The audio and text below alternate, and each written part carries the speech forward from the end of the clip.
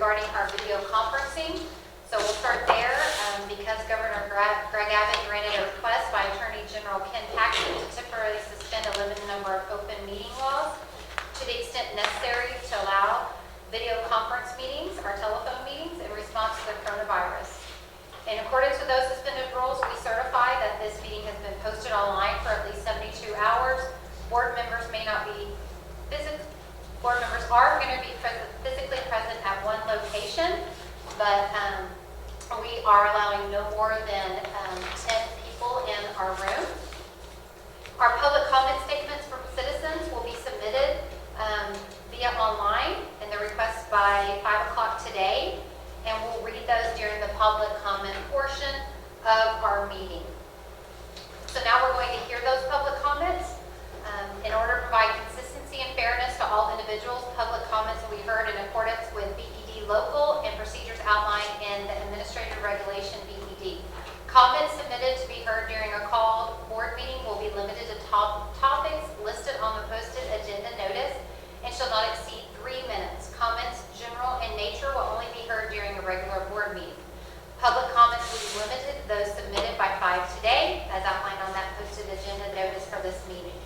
To ensure compliance with these time limitations, the board secretary will alert the board president at 3 minutes.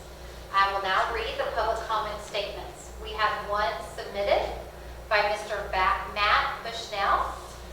The agenda item topic is COVID-19. And this is the statement.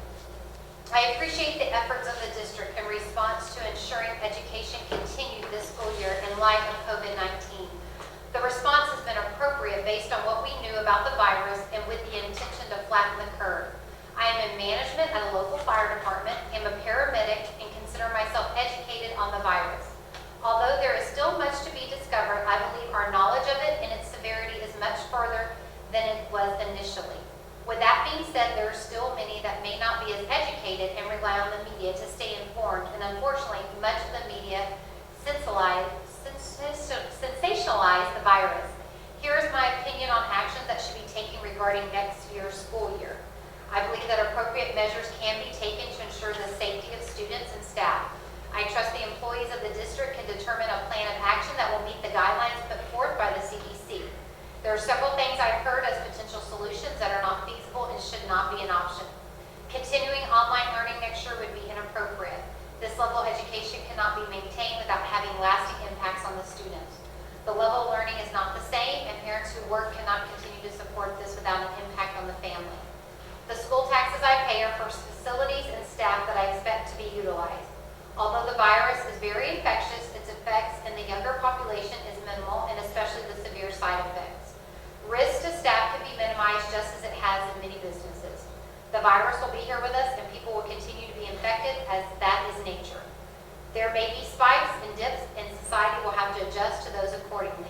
Although the health of our society is the most important, other impacts should be heavily weighed as well. The school system is important to educate and also support society and families. School must educate and nurture the children and is vital for their development. A normal school day and schedule is imperative.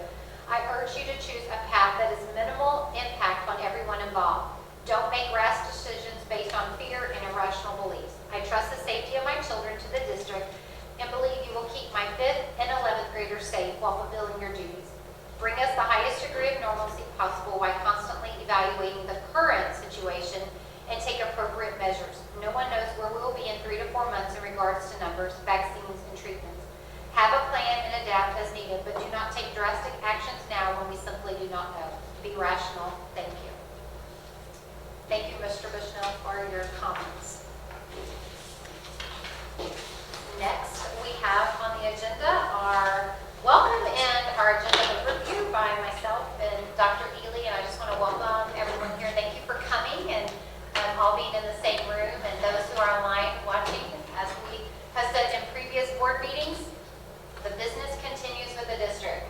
Just because we may be educating them from a different place, we are still continuing our plans, and you'll hear much about that for next year as we talk about budget and leading into that, as we'll adopt the budget in the coming months. So I'm going to turn it over to Dr. Ely now. Thank you, President Dreisbach, and members of the board, members of the public who are joining us online. Thank you for being here with us this evening. Mr. Pruski, our Chief Financial Officer, myself, will be taking some time to talk about a number of issues that will be impacting the budget for next year. And I guess the watchword of tonight is going to be flexibility. And so we will talk about that and that concept as we go through our discussion this evening. We have broken it out on the agenda to talk about the instructional impact of COVID-19, talking about the status of our current 2019-2020 budget, and talk about budget planning parameters for next year's budget. So those are kind of be the big rocks for us. For members of the board who are here in the room and for people who are watching online, just a reminder, there are 10 of us in the room. There's 7 trustees, myself, Mr. Pruski, and Steve Barnwell, who is doing the electronic portion of this. We are being joined via Zoom by 2 other members of the executive leadership team, Dr. David Edwards, Deputy Superintendent and Chief Human Resources Officer Linda Cannon.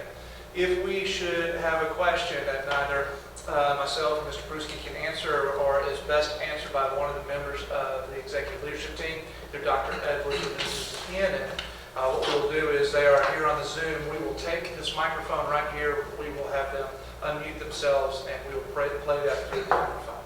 And this is all being live streamed as we said here in real time.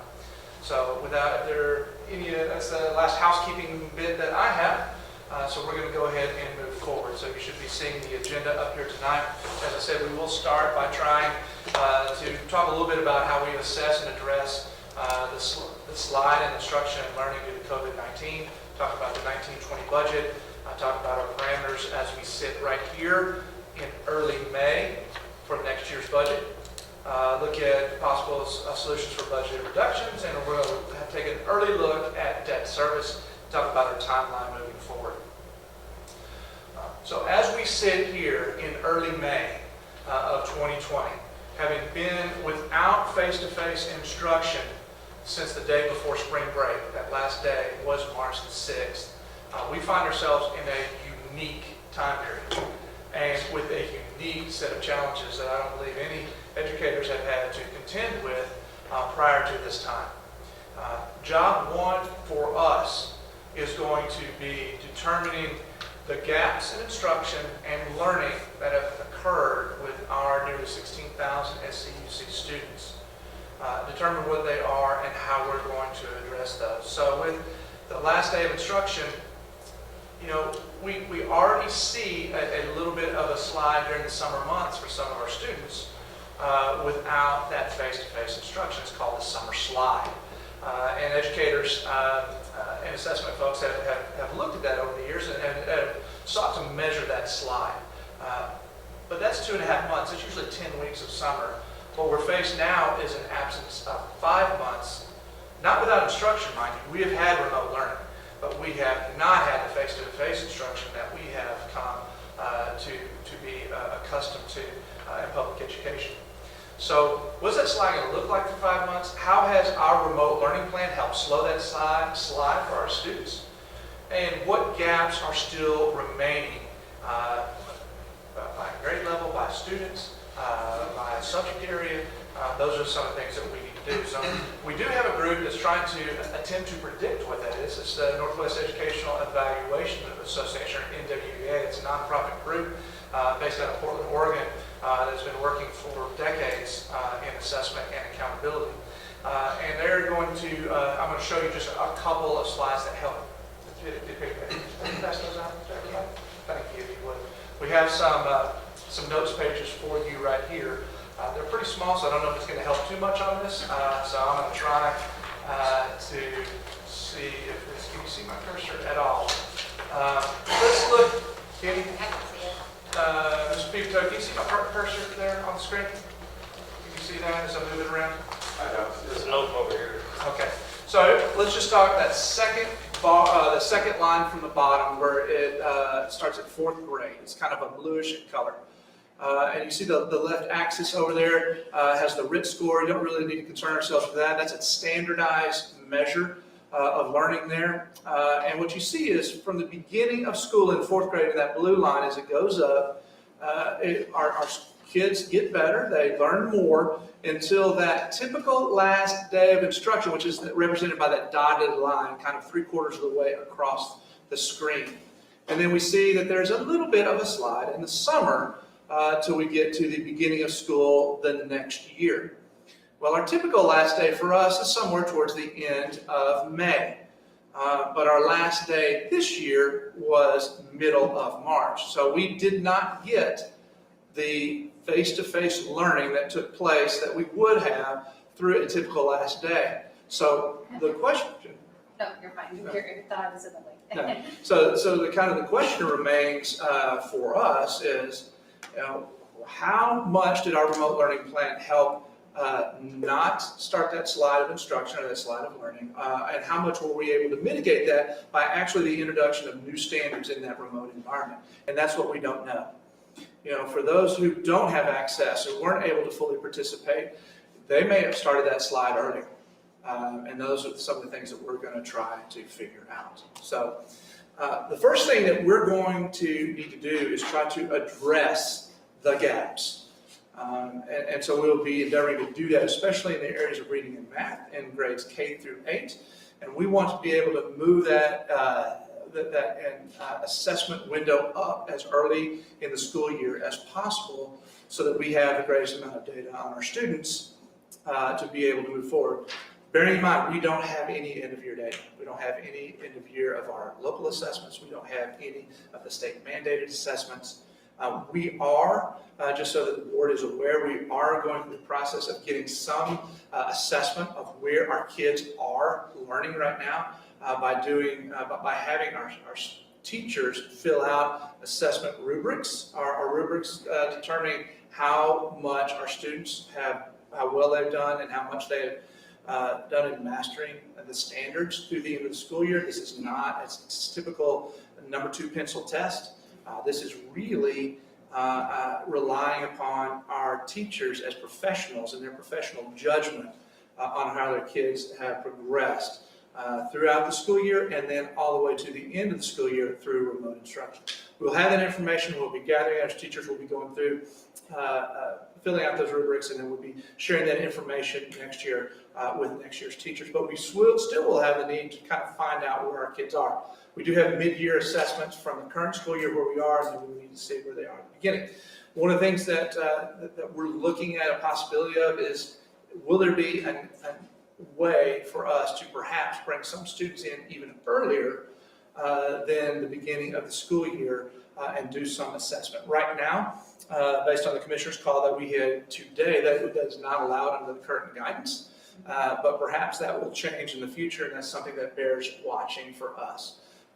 Will we have the opportunity to bring some students in to get that done a little earlier? That can jumpstart our ability to get going on whatever changes we need to make. So, and it could be an additional cost. We'll talk about a lot about cost analysis. This is after all a budget workshop. The key thing on this is we need to be nimble and flexible during the school year in a number of areas, especially in regards to whatever gaps that we see. So let me talk about just some of the things that we are considering now. This is by no means everything that we're considering, and please don't see anything up here as gospel that we are actually going to do that. These are the state of conversations that we're having right now internally as a leadership team. Other ideas will come up and we'll see where we are. So the first thing we want to talk about is summer. We have an opportunity in the summer to address needs of students for a shoring of learning. We kind of look at those in 2 chunks. We have the June time frame and we have the August time frame. Right now, I don't know how much we'll be able to do with June, because June is really an unknown as to what we're going to be able to do. Whether there's a possibility we could keep devices and do some more remote instruction. There are some things that we might be able to do, and for especially some of our campuses that are in the accountability system with our DCSI.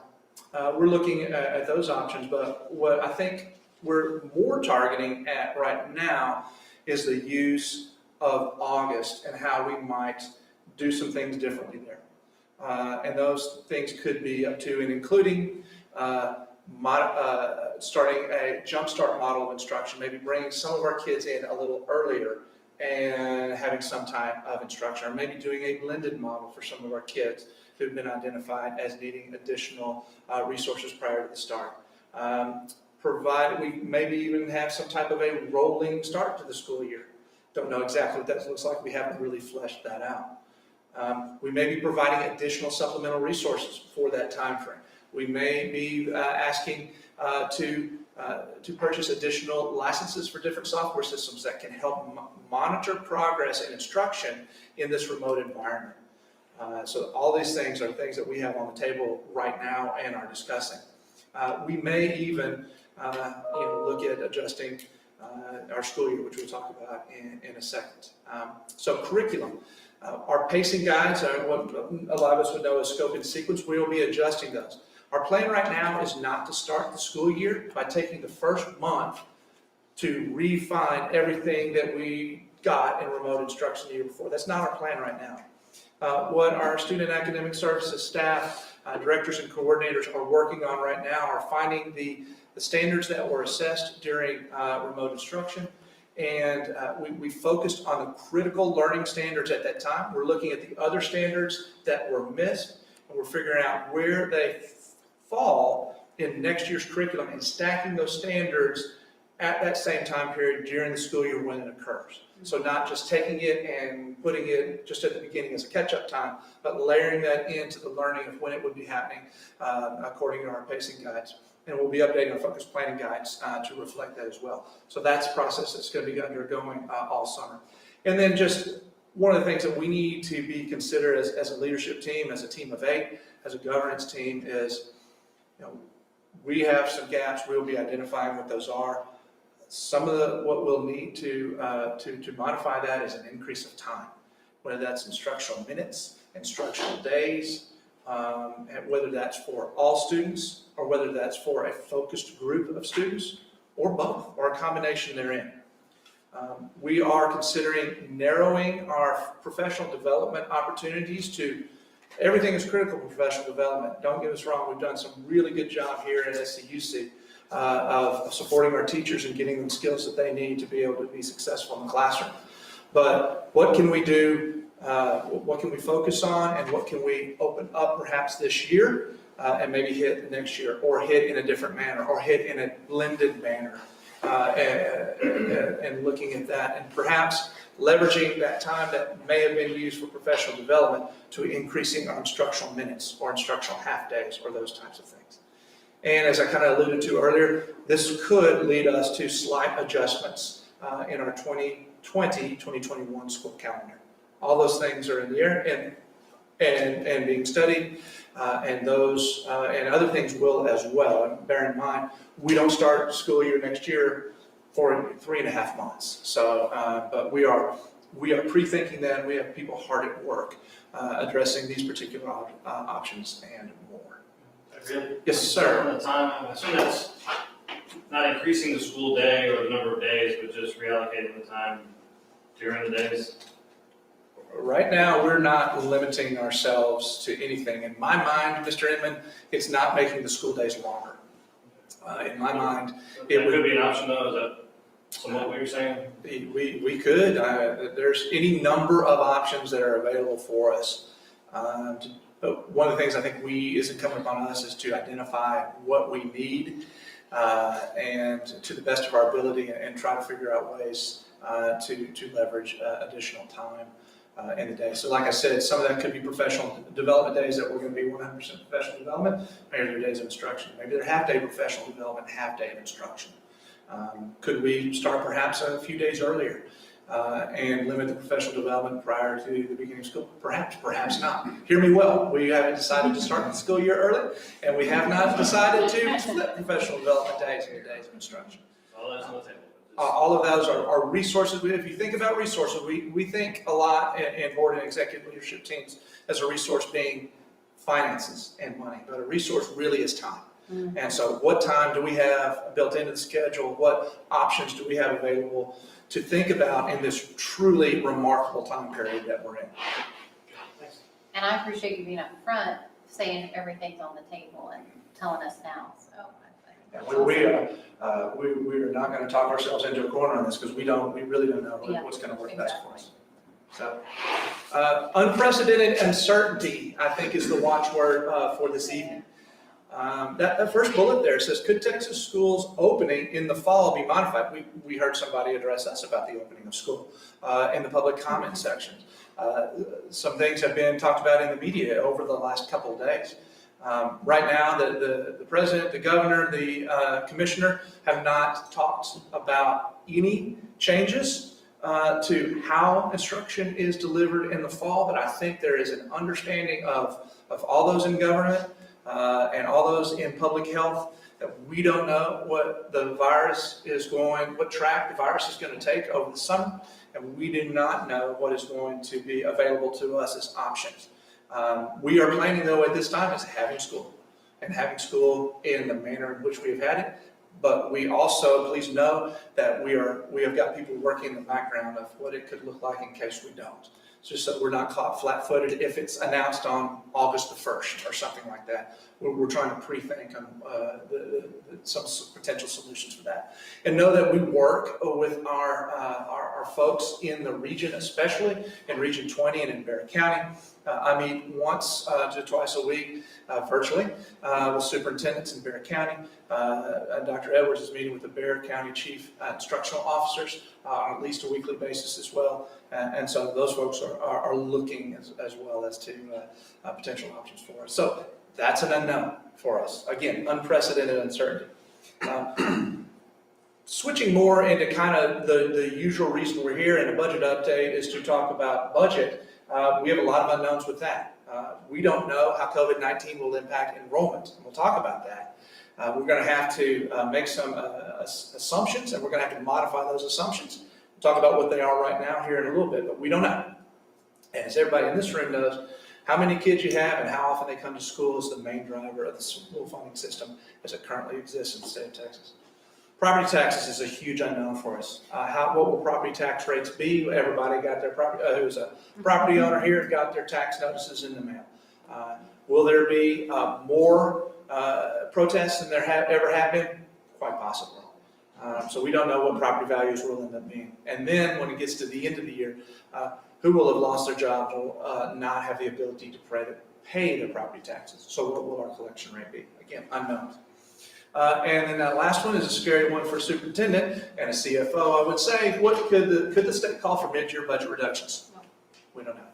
Again, flexibility is the watchword. Unprecedented uncertainty calls for unprecedented flexibility on the part of the senior administration and the board. You will see, I venture to say, you will see more budget amendments than you are accustomed to seeing in a fiscal year. As enrollment numbers, as cost numbers change, and as we have to move and react on the fly to what the current situation is. So that is what budgeting looks like in the time of COVID-19. So with that, let's move on to our current year. I always like to start with the status of our current year budget, kind of let everybody know where we are. So our 2019-2020 budget, the one we're living with right now, was adopted in August. And as we've discovered, it was it had a higher revenue number in there than we're actually seeing. The reason for that, it was driven by higher enrollment, or ADA, we'll talk about that in a second, higher enrollment numbers than we have been seeing in the past several years. As I think most folks are aware of, the last 3 years, we have added between 150 and 160 students a year. Our budget was adopted with a higher number than that, which projected more revenue that we didn't see. So our revenue based on ADA is about $2.1 million less than we had projected. And since we have not been in school and not having baseball and softball games and other types of events, our gate receipts are down about $100,000 as well. So right now our revenue is lagging, in actual is lagging behind projections about $2.2 million. For current year budget, that's the worst information you're going to get tonight. So everything's better from here moving forward. Our 2019 property tax revenue exceeded projections just under $1 million, about $900,000. Again, in House Bill 3 moved us to current year property tax numbers, which are very hard as a big guess on the part of the administration and the board. In the old times, we used to know what our property tax revenue was going to be because it was prior year. It was we were able to budget easier. So we missed it by $900,000. We missed it in the way we would want to. We got about $900,000 more of property tax revenue. Our 2019-2020 actual spending overall is less than forecast, about $3.3 million. Current, that's our projection through year end based on where we are right now. And that's for a number of reasons. Some have to do with us not having face-to-face instruction, not having to run the buildings, not having to drive as far, and those types of things. Not filling positions, and we'll talk about that in a second. So where we are right now, trustees, is by fiscal year end, August 31st, we're expecting perhaps a surplus of $2 million. Bear in mind that number will change. That could go up based on further savings that we receive. The number could go down based on purchases we make related to the start of school and anything we may do related to COVID-19. So understand that that's a fluid number. We're giving you our best information we have here in early May. Okay. You're probably asking yourself, what's the estimated impact so far on the closure of face-to-face instruction? We've had additions to the budget and we've had reductions to the budget. On the left-hand side, you'll see the additions. Premium pay, and you guys will remember that per board policy DEA local that authorizes the board and the administration to pay hourly employees who are called to work on site to pay them time and a half during their work week for that. We did that starting on March the 16th, and we will be moving to straight pay as was shared with you last week, be moving to that for all employees starting on Monday the 11th. As the governor is restricting, is lifting or modifying restrictions on the workplace and allowing a lot of places to have 25% occupancy. As we have implemented social distancing and cleaning procedures here in the district, that risk is less, so we are moving to straight pay starting on Monday. But that's about $110,000. Student feeding. Obviously you know that Texas Department of Agriculture and the U.S. Department of Ag oversees the National School Lunch Program. We expend money and we get that money reimbursed by the federal government through the Texas Department of Agriculture. We have stood up. We started at Schertz Elementary School. Gosh, Mr. Pruski, what was our first week? About 2,000 meals? Maybe 2,000. Maybe 2,000 meals. We've added Schertz, 2 Schertz. We've added Rose Garden. We've added 5 mobile sites at different places around the community. And now we're between 10,000 and 12,000 meals a week for students. Most of those we feel will be fully reimbursed by the Texas Department of Agriculture based on the guidance that we're getting. We would like the board to understand that we have a little bit of risk on the North Cliff site based on the percentage of low SES students in that particular area and the meals that we're providing. So we're providing meals to students that are a little bit above that poverty line. We thought it was the right thing to do, and we knew that there was a little bit of a risk. We will submit for reimbursement there, but we have about, in our estimation now, we have a risk about $400,000 that we may be paying for out of our school funds. I just have a quick question. Does that program end when school ends, or does it continue into the summer? Yes, ma'am. So appreciate that question, Ms. Sieber. That program will end at the cessation of the school year, which is May the 29th. Now, there are summer feeding programs that have been they've been enacted for many years, and many districts in this region do summer feeding programs. Mr. Pruski and Ms. Cornejo right now are exploring summer feeding. Now, summer feeding will look different than this type of feeding we're doing here. It will be on a much more limited basis. It will be primarily for about 30 days in the month of June. That's how summer feeding works through the Texas Department of Ag. So we're exploring perhaps doing summer feeding through one of our facilities, maybe kind of like we did a little bit earlier. So those are discussions that we're having every day right now. So we have had a discussion as an executive leadership team about how can we make that happen. Ms. Pruski and Ms. Cornejo are looking at what that might look like. Do we, like with CIS, I know that their program normally ends also. Do we work with them to see whether they plan to continue, or is that they just totally separate? So CIS is Communities in Schools is a whole different program when they have their backpack program, and I apologize, but I do not have information about that right now prepared to share with you. But that is some information we can get with you. We can talk with our CIS liaisons and see what the plan is over the summer. Like really, I sent you a text earlier today about just some questions on food service and just kind of run through those. So, food service has always been a separate budget, right? Which pretty much means that it's self-sustaining. In other words, the amount that we receive, the amount of federal and state aid, usually kind of balances out. We're not usually putting our own dollars into the food budget. I understand. So what we'll be talking about when we move forward, we're going to talk about the general fund budget, the 199 budget, and that is the local district budget. The child nutrition budget is a separate budget. It is they pay as they go. Obviously, they get reimbursements from the federal government, and they get money that comes in when they sell lunches during the school day. So that's a whole separate budget. They have their own fund balance in there, and they are self-sustaining. Every once in a while, we could run into a situation like we're talking here. There is a possibility that we may need to move some money over. It may not be $400,000. They do have a fund balance in the child nutrition budget to be able to help with some of these things. And it very much helps with cash flow because we have to pay for these meals and expend them and give them out before we get the reimbursements. So is my understanding our feeding program, I call it the feeding program, I guess, because of this, we're not charging families, are we? For the families that do show up to collect meals, I don't think we're charging them, are we? Yes.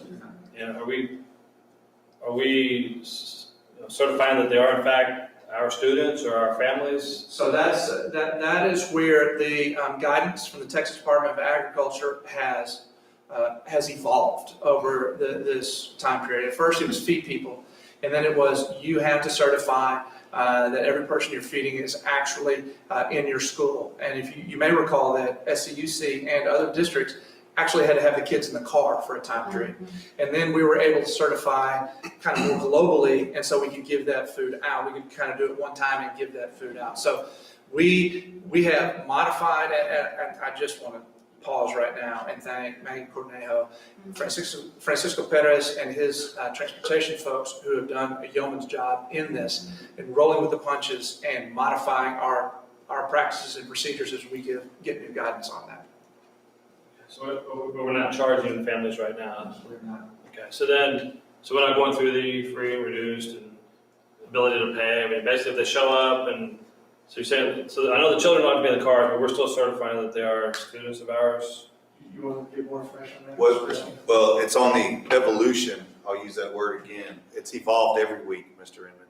Okay. And right now, through Ms. Cornejo working with USDA and through Region and through TEA, the application for the Child Meals Program right now through Schertz Elementary and through Rose Garden, and even as recent, I believe we've also have put an application in for reconsideration at Northcliffe. It may already be approved, so this could be something that we're waiting on this part. They have been out there with technology, with tablets, trying to certify at certain times. We have evolved from paper pen, well, from feeding everybody paper pen to tablets to now, if it's approved by USDA, we don't need to be out there checking every individual. It's an approved program for those sites through Schertz and Rose Garden. So that facilitates the mobile sites as well. Does that answer your question? Yeah, I think I read Judson you didn't have to be a student there or something like that. So this is the next kind of follow-up question is it discretionary on each district on how they want to run this, or is it more or less dictated by the federal government or the state government on what we do? So the two parts to that. There are certain rules that make you eligible for reimbursement. So districts can do something outside of that. They could feed the elderly in their community. It's not subject to reimbursement. They could feed Monday through Sunday. Those Saturday and Sunday are not eligible for reimbursement. So yes, you'll see some districts based on their local communities making slightly different decisions, and we all kind of have to do it different. And we started by serving every day, twice a day. Some districts started 3 times a week and moved to once a week. We've now moved to twice a week. So as I said, it evolves, and we have the local discretion to make those decisions. That's it. Thanks. Student feeding, I figured would be something we wanted to discuss. Anybody have any other questions on that? I don't know, I seem to recall that Title I campuses, you can put everybody on free and reduced lunch. Is that correct? Or am I wrong?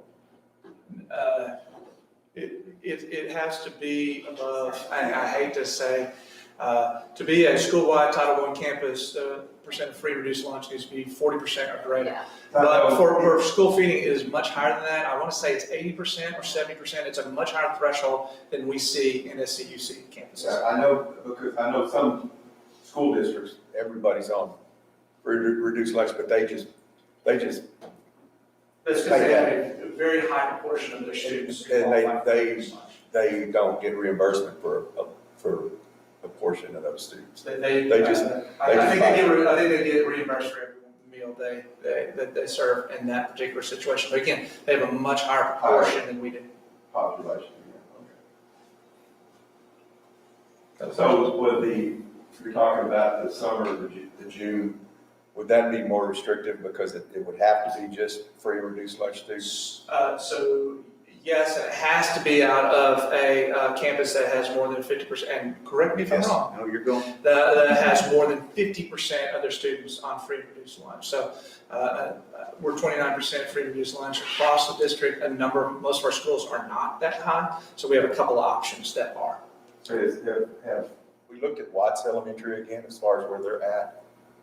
Because they were right on the cusp of being a Title I campus. And Again, Title I is 40%. For the free and reduced lunch for summer feeding, that threshold is 50%. And I mean, they were on the cusp. I don't know if they. for the summer feed moving forward, it's really targeted. Our site for that would be Schertz Elementary as it sits today. If we were to do the application, Okay. yes, sir. So. Okay. Again, budget additions, we got $400,000 that we are resubmitting for. We'll see how that goes. COVID-19 assistance, that number changes every day. So we've joined the ESC 20 cooperative. I talked about that in transmittal. We're continuing to purchase personal protective equipment, PPE, hand sanitizer, wipes, those types of things. We just added about $11,000 to that so we can bring in stipends for teachers to do dyslexia assessment during the summer. That will be required that we missed. We will have some special education assessment that needs to happen, but that's covered under a special education grant, so it's not a part of the 199 general fund budget. So those are some of the things that we continue to look at moving forward. Over on the other side, budget reductions, payroll is shalling up about $2.6 million. There's a number of reasons for that. One, we paid substitutes who had accepted jobs prior to March 6th, prior to closure on March 16th. We paid them if they're in long term, if they're short term. But now that we are in the 1st of May, we don't have a lot of subs that we're expending money on. We have vacancies. We have people who have left that we have not filled those positions. So we feel about $2.6 million right there that we will remain unexpended for the 19-20 school year. Operations, our utility budget is lower than we had. Our actual utility costs are lower than what we expected. Part of that is attributed to the load that we have on the system. We're not driving the miles with our white fleet or our buses. So we have some money there, about $800,000. So as you can see, there's just some slight adjustments to the budget based on the closure of face-to-face instruction that we've had in the last 11 weeks of school. Is there, Yes, sir. are we self-insured, like for vehicles? How are we insured? We're outside entity. We went out for bids on that, so we are, for insurance on vehicles and property is outside insurance. So did we save any money there? I mean, we didn't drive any dog buses. So I know that personally, as a person who has a lot of kids and 6 vehicles on that step, I'm very thankful for the folks at State Farm for returning a little bit to me in my personal life. That's an excellent question, Mr. Westbrook. I don't know the answer to have our rate premiums been reduced, and that's something we can get to you. We just don't know that right now. I think so. But So, all right, other questions on where we are current budget, because I want to move into our planning for next year's budget. Okay, all right, so I'm going to take a little swig of water here. 2021 budget parameters. Let's talk first about revenue. I realize that's small. It's probably even smaller on the little sheets of paper that you have to make notes on. Anyway, let's talk about enrollment projections. We talked about that earlier. That is one big unknown for us, and it is hard to plan for. We believe that there's a great possibility some kids won't come back. They will move away with family. Some will maybe like a remote instruction and go through that in a different manner, perhaps. Depending on what it looks like in August, there may be some who are fearful to come back. We just don't know. So how do we plan for that? How do we budget for that when enrollment is such a huge part of our budget? So what we are doing right now is we're using a no growth scenario where we take all of our exiting seniors and we take them out. We roll everybody up a grade level. We add in a projection for pre-K kids and for kindergarten kids. That is not a level number. That actually is a reduction from about 1,955 students is what we had last week. And that number, based on that methodology, drops us to 15,804 students, which is roughly 150-some kids that we would be reducing next year. And if you remember your math, that's about 1%. It's about a 1% overall budget reduction in kids. That's a 1% decline in enrollment. Could it be less? Yes. Could there be more kids who decide not to come back? Absolutely. Could we have a flatter enrollment? Could we actually see some more coming in? Perhaps. This is a number we're going to chase, and that will evolve all the way throughout the budget process. Again, we've got 3.5 months. This number will change. But here's where we are starting in May. We're looking at a 1% decline in enrollment. Now let's talk about how budgets are done. At the board level and the executive leadership team level, we talk a lot about enrollment, but the real number is ADA, or average daily attendance. And that is very simply the number of kids we have enrolled and how often they come to school. Budgets are funded on ADA. So that number looks different than enrollment. And let's look at the situation we talked about earlier this year. Our projected ADA at the time of adoption for our current year budget was 15,336 kids. As it turns out, we're projected to end up at about 15,070. All right, so that's why you see the delta. That's why you see the difference in the amount of revenue that is lost because of that projection. Our projected ADA right now for next year, 2021, is 14,920. Again, how many students you have and how often they come to school. Not everybody comes every day. They come 96% of the time, 97% of the time. So that's what we're looking at. As you will see, that is also a 1% reduction in ADA. And so moving forward for next year, it's a reduction in revenue right now of about $1.2 million. Okay, that's what we're looking at right now. Could it be more as we move? Could that revenue projection be lower? Sure. Could it be raised? Yeah, we just don't know. So for our budgeting purposes, trustees, right now, we are assuming a unanimous board vote when the time comes for the authorization to grant one additional golden penny authorized under House Bill 3. We talked a lot about that last year in the development of that budget. For our budget planning purposes, that one penny yields about $1.8 million to the general fund. Of that 1.8, about 1/3, or about $600,000, is local property taxes. But the balance of that $600,000 leverages or secures $1.2 million in additional state funding to the budget. So it's $1.8 million of additional funding that we have already in this budget numbers we're going to show you. Of that, only about a third comes from local taxpayers, 2/3 is coming from the state. Okay? Property taxes. We alluded to that earlier. How much property tax revenue will we receive? We are right now using a 0% growth in the tax base. Now, some of you are furrowing your brows and wrinkling your noses because you opened your mail and perhaps yours went up. Perhaps yours went up a lot. But we don't know what it is ultimately going to be after protest. The assessors from both Guadalupe County and Bexar County are really squishy on this because they don't know what's going to happen. So we've got to get ourselves a pretty wide berth. We're starting right now at 0% property value growth.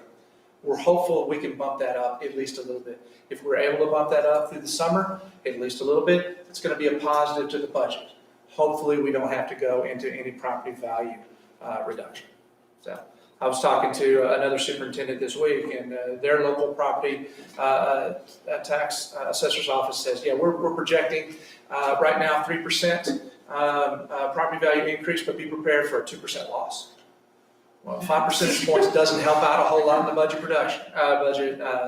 discussion that's there. So that's where we are right now. We will continue to monitor that. Property tax collection, go ahead, Mr. Evans. I guess we got a bigger discussion someday about why we're projecting less students. I mean, I just still honestly find that hard to believe. But just, is it, for now, is that consistent with other districts, or do we have a unique problem here in Schertz-Cibolo? No, absolutely. I believe all school districts, as they start in the San Antonio area, at least the ones that I'm visiting with, are looking at, I mean, there are some really fast growth districts that probably won't. But I think most people are looking at determining how many kids are going to come back. That's just a real unknown with that. So let me give you another bit of data as well. We are tracking the number of kids that are involved in remote learning. We're tracking them through their use of Google Classroom and the digital part of that, and also the ones that are coming in and turning in the packets that we hand out on a weekly basis. I am pleased to report that, I mean, we've got three groups. We've got those that are fully engaged in remote instruction. We have those that are engaged in remote instruction that are, not really doing as much of that, and there's those that haven't been involved in that. You take those last two groups, those that are only minimally involved in remote instruction and those that we have not come into contact with, and that's a little bit more than 1% of our enrollment. So if you think about it in that way, again, that's 1% enrollment that is not as affiliated with us right now as we had hoped that they would be. That number is different in other districts. And every district, let's be careful now, every district is using a different methodology for determining what that number is. I just told you what our methodology is. That number will be different in Comal, it'll be different in Judson, it'll be different in Northeast. So again, that's kind of another marker of saying, hey, maybe a 1% enrollment reduction is, I think a safe number for us right now. And it's not just here, it's across the nation. So Oh, it's everywhere. So every school is worried about their numbers for next year. Like that's a pretty mobile population anyway. So, and this situation has affected that, as Dr. has pointed out, that we're going to have some kids who move off to live with grandpa, uncle, aunt, whatever, or just have to share a home with somebody somewhere else because they've lost their jobs. It's not the same situation. And as we showed a while ago, our projections were off a little bit from last year. So taking that as a starting point, you can assume that, and I hate to use the word assume because we all know what that means, but we can ascertain that's probably going to hit us at the start of the school year. It may come back up again, but I would be cautious in moving to a situation other than zero right now. I'd be very. So two things. We had to recalibrate our revenue projections down to what real actual is with our kids, and then we had to make an assumption May 5th, Again, we've got 3.5 months of this work to try to work on what that is. If we start seeing markers that tell us fewer kids are coming back or more kids are coming back, that allows us to work through the budgeting process. That's why it's a process that's months long. We're trying to give you our best conservative guess and realizing we may not be conservative enough. We just don't know. But we're trying to use some real reasoned approach for that first number we throw out. And Dr. Ely, is some of that too how many of us parents register for next year as well, like going in the system and filling out the paperwork? 'Cause Sure, I just did registration that. will be a Yes. number that we will be looking at, especially as we move through the summer and our registration numbers increase. I know a lot of people have not gone through the process of going online registering their students yet. It's not a real great metric for us right now. Yeah. Yeah, so that's what, discussed one the other day, but this is talking about the budget here. We're not talking about there's been a wave of children through the population and now we're kind of on the downslide, or a lot of people leaving Texas and moving to California. I mean, we're not dealing with that kind of situation, I don't think, right? I mean, we're still in a growth area. San Antonio to Austin corridor is still a growth area, I would assume. Gross number of school-aged children is still increasing. I'm gonna make those assumptions, but Actually, no, it's No, actually okay. declining. As birth rates are declining and as couples and young people are waiting later to have children, okay. we have actually seen, the growth rate in enrollment is declining. So what I mean by that is, it used to be, we in Texas, about 5.1 million school kids in the state of Texas. We used to add about 75 to 80,000 students a year. It was great because we could say, hey, it's like adding Austin ISD. Well, that number has gone down to the 40,000 and now it's in the 20 to 30,000. So we are still adding, yes, people are still coming to Texas for the opportunities that are afforded in the state of Texas, in the greater San Antonio area, but the growth rate is slowing. And that's kind of what we've seen. We're still growing in SCUC, but our rate of growth from earlier in this decade has definitely slowed to about 1%. All right, let's talk about property tax collection. Again, that is an unknown. We traditionally budget for a 99% tax collection rate. That 99%, we're going to receive 99% of our levy. Oftentimes, in fact, most times, it's greater than that. Usually hovers around 99.5%, and that's good because that little extra 0.5% helps us in the budget. As we look at differences in enrollment, so that does help us. Not knowing how many people are going to be able to pay their taxes, not knowing how many businesses perhaps will not be able to pay their taxes. Now, bear in mind, as SCUCISD, 76% rooftops, we're not as tied to the business economy, but we do have small businesses here. We do have restaurants here. Well, we do have C-stores and other types of businesses here in town. How many are not going to be able to make taxes at the end of the year? We don't know. So we have lowered that assumption to 97%. That is a guess. I'll be honest with you. Will it be 95%? Will it be 98%? We don't know. I'd be able to go back to 08, 9, and 10 during the Great Recession and see what our collection rate was back then, and that's as close as we have to anything like this. It may not be valid, but at least it gives some idea of what has transpired in the recent past. And that is certainly something we can look. I know that other superintendents and CFOs are struggling, as well as county tax offices. County tax assessors are trying to figure out, our tax collectors. What kind of guidance can they give taxing entities on what to expect? Okay. And so if we collect 97% of a 0% growth instead of 99%, that's about a reduction of about $1 million in revenue. Okay. Other revenue, we are projected to decrease as well. SHARS is our reimbursement that we get for students on Medicaid for services that we provide in the school setting. We are at this point looking at perhaps a $400,000 reduction in reimbursements. We are going through the process of RFP, for third-party services to help with this. We have one right now. We're going through that process. Our rate of cost recovery may be higher moving in the future, but the services we're able to charge for may be lower because we've not been in school for a quarter of the year. So that's where we are right now. Impact aid, as you know, in a military community, we do get federal assistance for assisting our military dependents. We are looking at that right now, about $200,000 reduction. And interest rates have gone through the floor.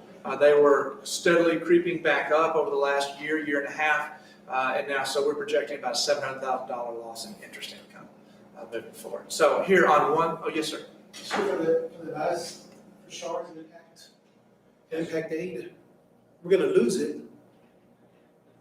I'm trying to figure out how to. We're not losing all of it. This is a reduction in funds we're going to get.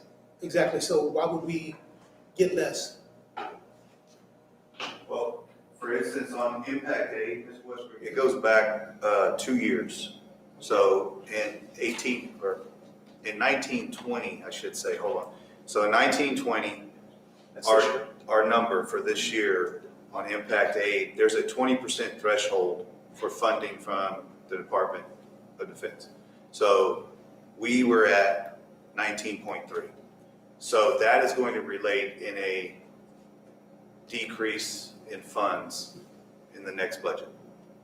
So what you're saying is we had to hit a threshold of 20% of our kids. 20%. Military affiliated by the definition for impact aid, which is not necessarily the definition that we use in SCUC. Right. And so because of that, because we didn't hit that 20% threshold, that's going to cost us about $200,000. That's going to cost us about $200,000. On average, when we have hit that 20, you run the average of the years, it's about $200,000 for that year when we hit the 20. So when we don't hit it, we're just assuming then that that's going to be the decrease. Again, we'll have more information as we work through the budget. Okay, yeah, I was wondering if it's a reimbursement for the number or percentage of military students are just because of what we paid. Like if we shelled out $200,000, they're going to reimburse us $200,000, but you're saying it's based on a percentage of our student population. It's based on our student population that respond to a survey about federally connected and working on federal connected land property. And that survey goes out, and normally we are above the 20% tile in that, and for that year we were below. So we know that that's going to be about a 2-year delay in funding, which would be in the 2021, or it's a 1 year, sorry, I said that wrong. So impact aid is a grant program, and Schertz is a reimbursable. So that's the difference between the two. Reimbursement For school health services that we provide for Medicaid eligible students in the school setting. So from that perspective, that's sort of what I was getting at. 400,000, we're not actually, we're not getting 400,000, but we didn't spend 400,000. So the reimbursement is like. So we can get, I think, was it 1.2 million? Is what we were this year. Was our Schertz reimbursable? We think that's going down. But we will still be getting some reimbursement money coming in. Yes, sir.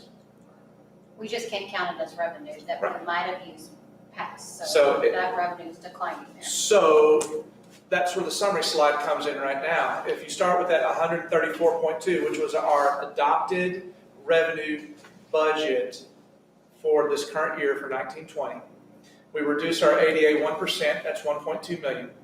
We're saying zero property value growth, so we're not adding in anything right now. Our property tax collection rate is lower, so that's about $1 million. And then the reduction in interest income year over year, reduction in Schertz year over year, and impact aid year over year are those numbers. That brings us down to a revenue projection today of $130.7 million. Does that make sense? Questions on revenue? That number will change a lot over the next 3 months as we get more information. Okay. All right, let's talk about expenditures. That's the revenues, money coming in. Expenditures is the money we are expending to have school. So if we're going to reduce the budget from 134.2 to what do we say, 130.7, we're going to have to reduce our budgets, our expenditures as well. So working with Mr. Prusky and our accountants, we are looking at 5 years of historical spending data. We're looking at certainly very much our current year budget, and we've identified a couple of areas that we can realize budgeting savings right now by adjusting our budget parameters, tightening up our parameters. The first one is payroll budget. That is payroll budget. That is not people. That is not positions. That is, there are some things in the payroll budget that we can reduce about $1 million right now. So we can get some of that difference through payroll budgeting. I talked a little bit about utilities budget earlier. We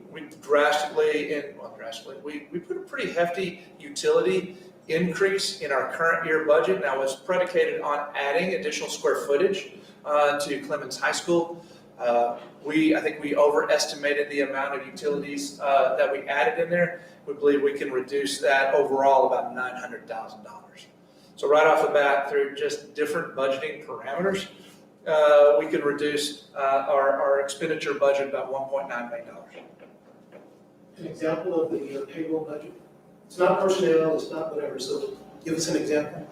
So payroll budget it includes a lot of things. So it includes everything we pay for salary and for benefits and for TRS payments and what we do to subsidize for healthcare and those types of things. We have some additional positions that are in billets that are in the budget that we can look at if we need to reduce eventually, but we also have our budgeting parameters for those open positions.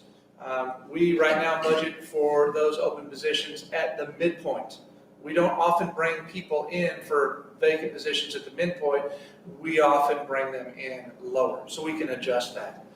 We also budget as if 100% of our employees are going to take advantage of healthcare, in case they do, but not all of them do. So there are some things that we can do to lower that, because if we look historically, we historically underspend that amount of money. So basically, we are tightening up to have our actuals look more like our actuals based on 5 years of historical data.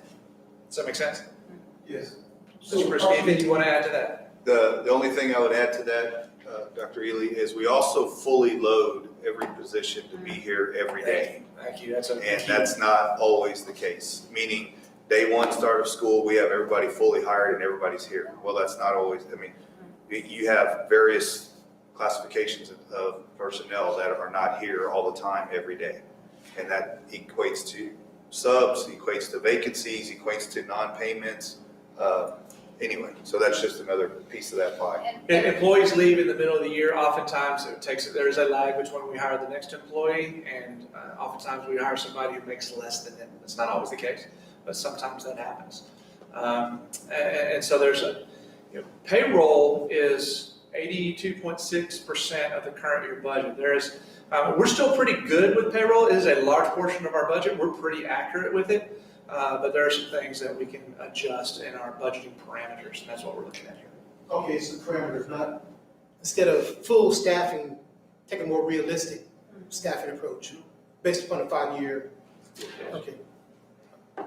And is that why some of those years we've had that extra money go in at the end of the year? We've had be able to go into Fund balance. our fund balance because we always, is that true? Is that where we got some of that money in the past? That is true, and you budget for 100% of your 62 through 6400 budget, supplies, materials, contracted services, travel, all that, and people don't spend 100% of the budget. So we know that we're going to capture a little bit of the end. So that is why there is some capture of savings. In the manner in which we have traditionally budgeted in this district, yes, there is usually savings there at the end. So I'll kind of go over this again when we get to the final numbers, but traditionally this district's been what I thought was like very, very conservative with its budgeting. It sounds to me like you're trying to do it again this year.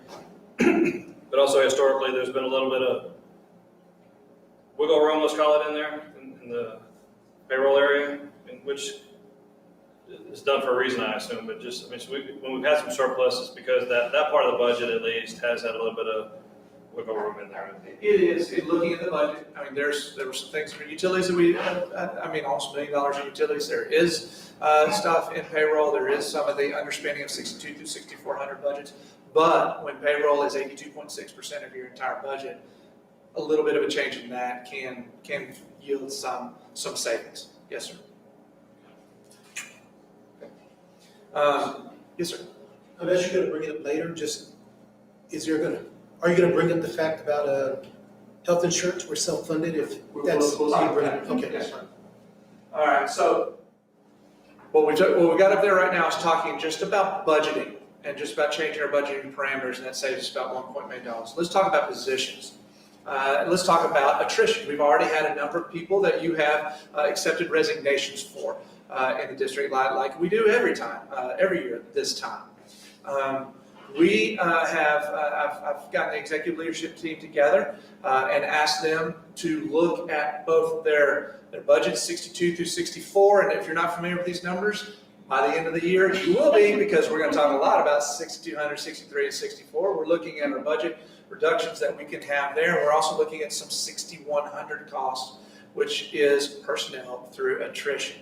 So we believe conservatively right now, centrally, we can reduce our budget through attrition and some position reductions and some changes to some programs that we're offering, about $300,000.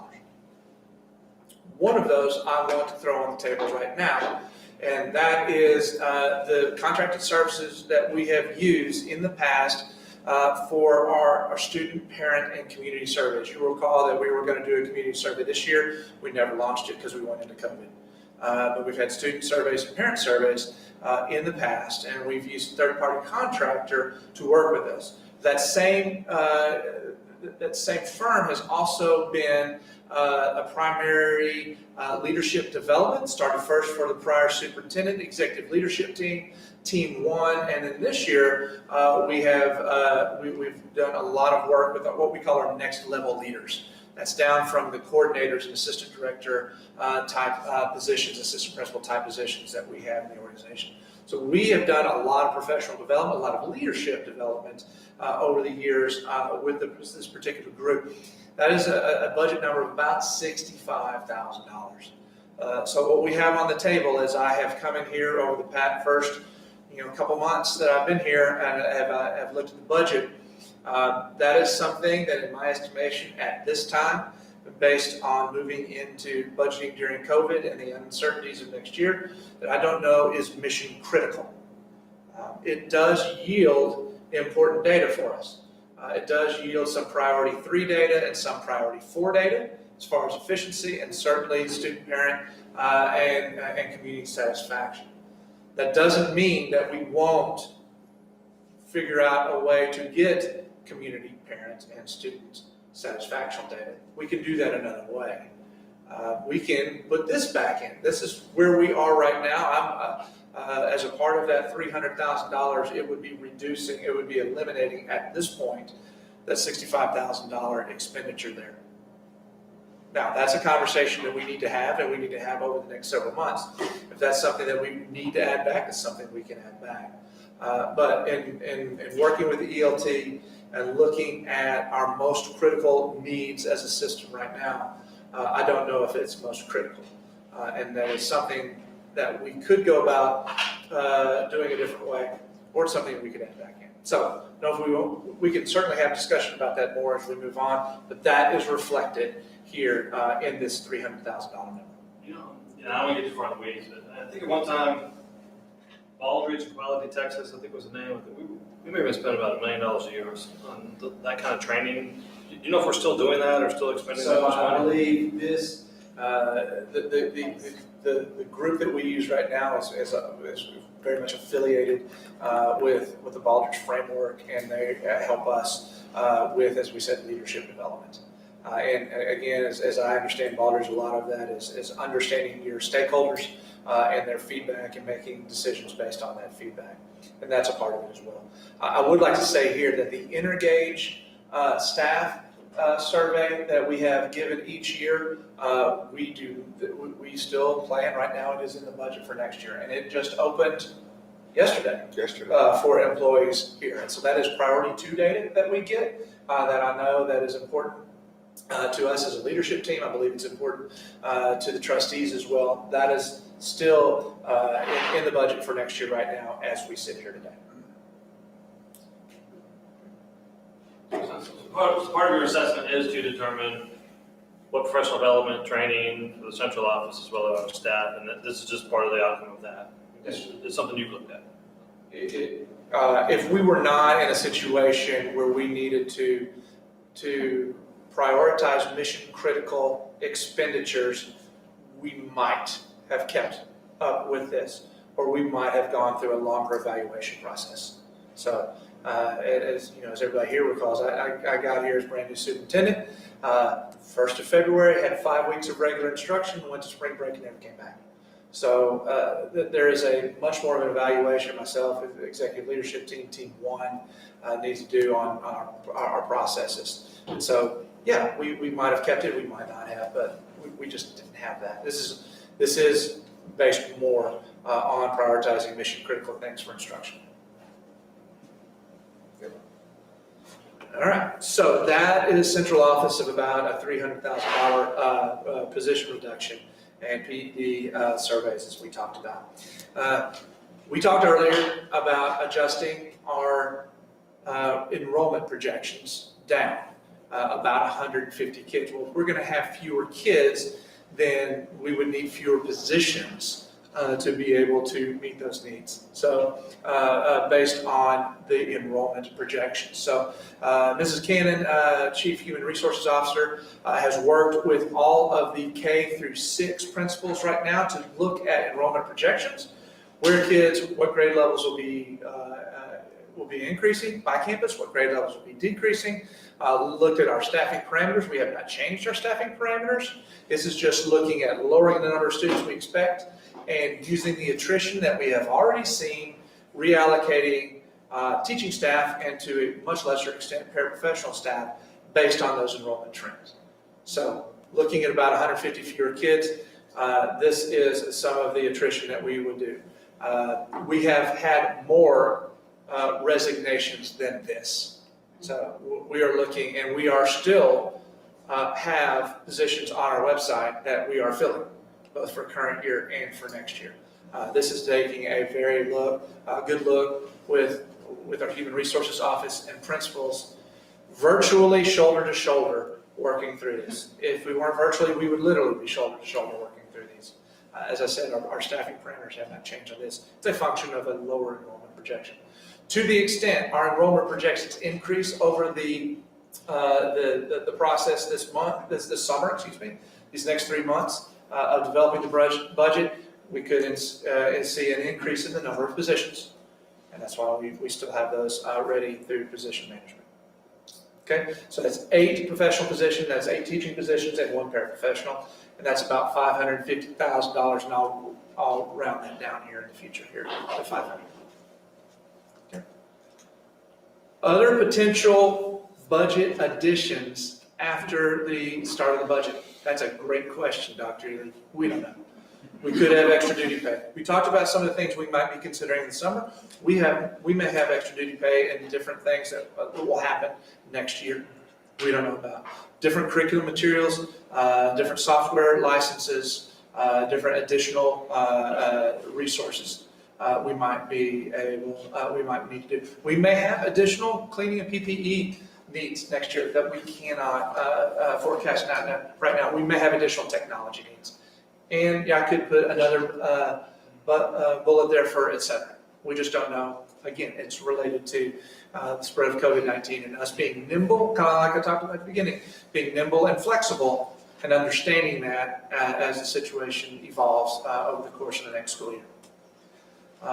Right now with personnel costs, yes, sir. When it comes to the increased COVID-related expenditures, was there any possibility that there could be some income? At one point in time, Calvert wanted to use one of our 3D machines or something? Yes, sir. And so he wanted to use it for a reason, but then because we have that capacity to do something, could we then use it to sell something, whatever he wanted to make, and then create some? So Commissioner Calvert from Bear County Precinct 4, I believe, got in contact with us and was putting a bunch of volunteers and school district people together to try to manufacture face guards using some of the 3D printers that we have. So we worked with his volunteer group. That was not to make money, that was to support the effort locally to provide face shields. So that's what Commissioner Calvert endeavored to put a bunch of people together to do that. Could we show revenue? I guess there's a possibility of that. I don't see a way of that right now, but who knows? I will mention that right now that we do not have CARES Act in here because there's no great way for us to be able to adequately budget or project the amount of reimbursements we're going to get from the federal government. So to the extent we get some reimbursables and we get some grant funding from the federal government through CARES or any other acts that could come up in the future, that's not included in the budget. That would just be a benefit for us to be able to use, moving forward in the future.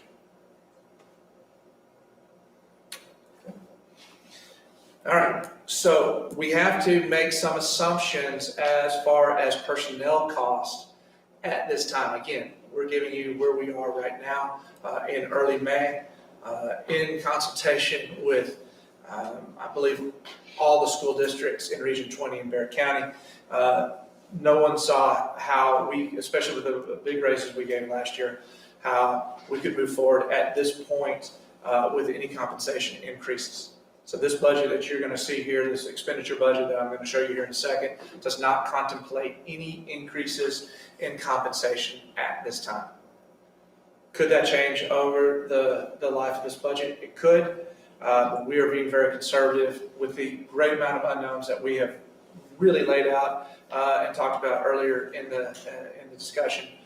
We don't have, that is the recommendation at this time in early May.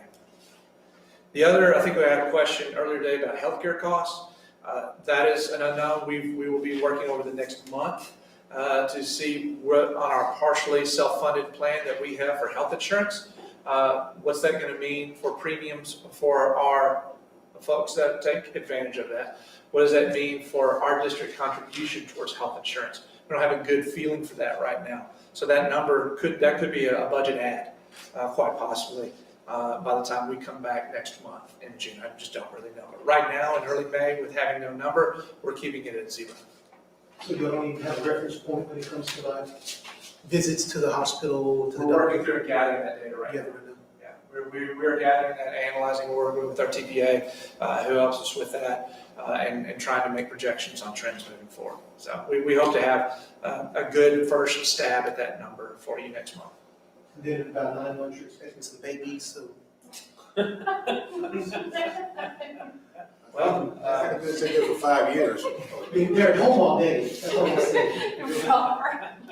so We move forward. it's Robert Westbrook. And even if that were to happen, we wouldn't see any benefit for 5 years anyway. Enrollment benefit. That's right. Enrollment, Yeah. That 5-year lag. Healthcare costs. Yes, sir. No, very definitely. There is a great deal of unknown on healthcare. Projecting healthcare costs, we know even before the pandemic, is very difficult for us, and so and for everybody. So that's where we are. We'll have you a better number. I have no idea what it'll be next month. Since you're gathering the data, is there any indication of how many teachers have even sought testing for COVID? I don't have that number available. I'm sure we can find that. I'm not sure we can find that. We may not be able to find that based on HIPAA. Yes, but I was just wondering, it's all reimbursed. To your point, we did modify, thanks to Mrs. Cannon's leadership, we did modify some of our benefits a couple months back, or a month or so back, to fully paying for the cost of COVID testing for those who qualify. And so we don't know how many have taken us advantage of that. We may be able to get that number, we may not. The federal government said it was a no cost anyway, right? So even if we paid for it, would that be reimbursable from the federal government? Because Mrs. Cannon, who is joining us on Zoom, were you able to hear the question in regarding to reimbursement for COVID testing? I just talked about us making that change to our plan. Is that fully reimbursable from the federal government? Do you have information on that for us? I have not heard anything about being Can you hear her? reimbursed this time. Okay. Wayne, when we do that insurance feedback, usually at the end of the year, don't we see how much percentage we paid out in claims, so we know? I know we have that insurance policy if we went over 100%, but we were hoping, because we kind of keep that money in that stop loss, yes.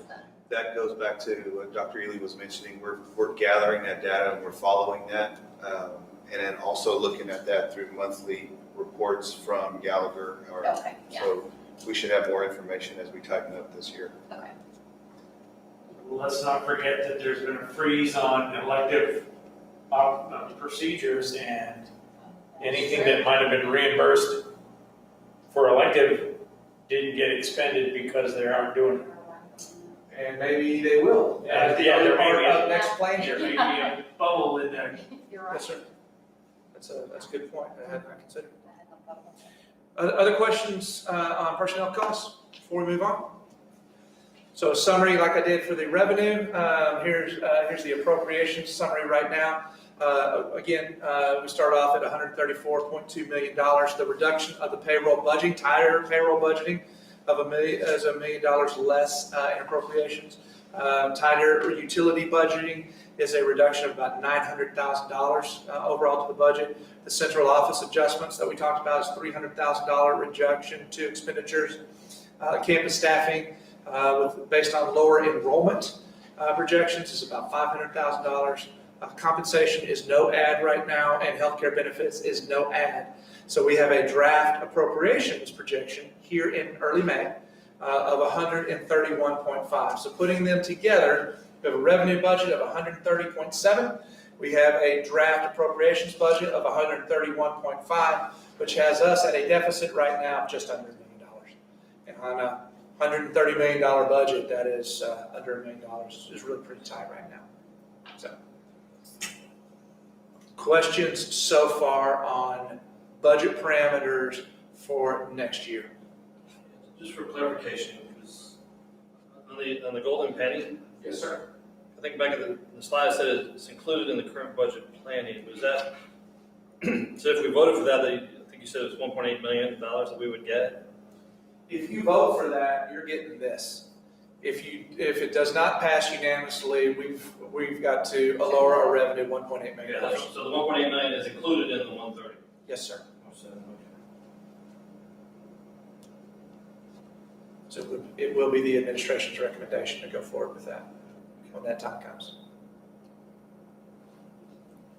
Otherwise, man, I think most people, this would look like a fairly scary budget, I would call it, or very, very, very conservative, which is good. I think that's what we've normally done, but we're basing this on a reduction in students, no increase in taxable value, and a fairly low tax collection rate. Right? Those Yes, are sir. pretty conservative numbers. Yes, sir. So We, as superintendent and CFO, throwing a first budget out there, you endeavor for it to get better as you go through the budgeting process. With the uncertainty related to COVID-19, quite frankly, trustees, we have to be realistic too, understanding that a 97% collection rate could be 95.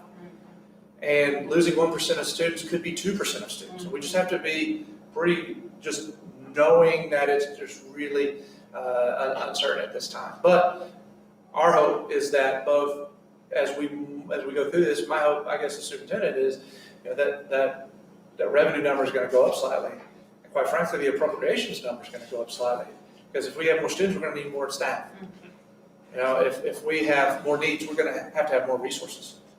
And we'll continue that discussion as we go on through the next couple months.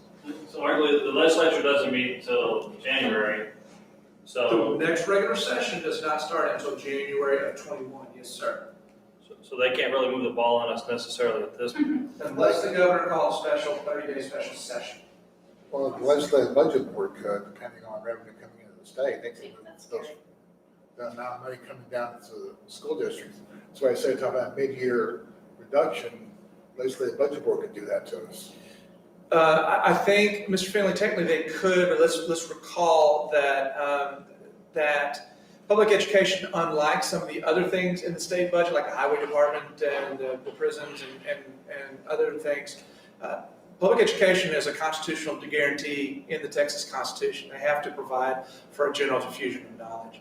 And the manner in which they fund Texas education is a matter of law. They changed the law back last legislative session with House Bill 3. So what's the word? Basic allotment. The basic allotment is in law. The early educational allotment is in law. So to a certain extent, they have to fund based on law, unless the law changes.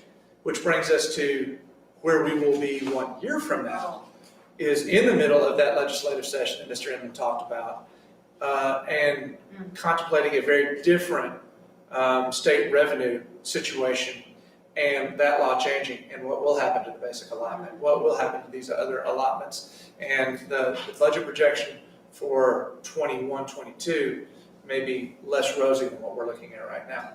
So with that in mind, there are other things that we could do to reduce the budget that are still available that we are not tapping into right now, because we have to keep some flexibility for 21.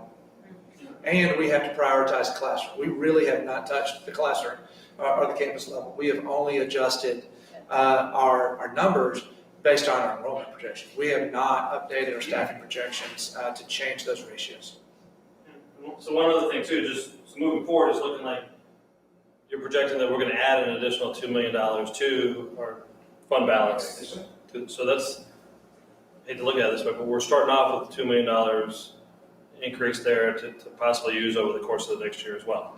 I would say that is a resource that the administration and the board need to think about as we work through that budget, as we put the money in the bank this year. Perhaps it's something we could use next year, correct? Now, we have kind of done that through EPP.